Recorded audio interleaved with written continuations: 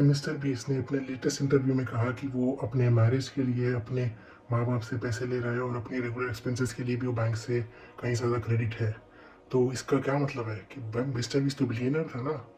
तो भाई इसका मतलब ये है कि भाई मिस्टर बीस्ट बिलियनर तो है लेकिन उसकी वैल्यू पेपर पे जस्ट लाइक मैनी सेलिब्रिटीज़ और कई सारे जो इन्फ्लुएंसर्स और कई सारे जो लोग हैं, कई सारों की नेट कई सारे बिजनेसेस हैं, कई सारे रिचेस्ट पर्सन्स हैं, उनकी नेटवर्थ जस्ट पेपर पे कई सारे कंपनीज, कई सारे शेयर्स, कई सारे इन्फ्लुएंस ऑफ वैल्यू या प्रोबेबिलिटी के आगे तक कितनी वैल्यू वो करेंगे, ये सब उनकी वैल्यूएशंस है। उनके पास असली कैश उतना होल्ड होता ही नहीं है। Just like mister beast has said कि उनका बैंक ज़ीरो में है, कुछ ऐसा कहा उन्होंने।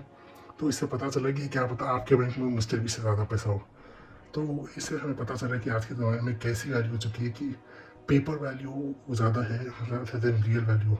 और पहले ज़माने में अगर किसी के पास कुछ जानवर होते थे या लैंड होती थी या कई सारी चीज़ें होती थी, जैसे राजा महाराजा राजा या पहले के राजा महाराजा या पहले के जो रिचेस्ट पर्सन थे, वो लोग आज के ज़माने के रिचेस्ट पर्सन से बहुत ज़्यादा वैल्यूबल है, क्योंकि आज के ज़माने के रिचेस्ट पर्सन के पास पेपर वैल्यू है, लेकिन पहले वाले के पास रियल एसेट्स थे, रियल चीज़ें थी, रियल वैल्यू थी।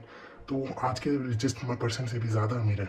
चाहे वो इलॉन मस्क, पुतिन, जो भी आप बोलो, 500 बिलियन, 1 ट्रिलियन, उससे ज़्यादा अमीर है, उनके पास रियल एसेट्स थे, ना कि जस्ट पेपर कंपनीज या पेपर शेयर्स या पेपर जो भी इन्फ्लुएंस, ये सब बेकार चीज़ें नहीं थी।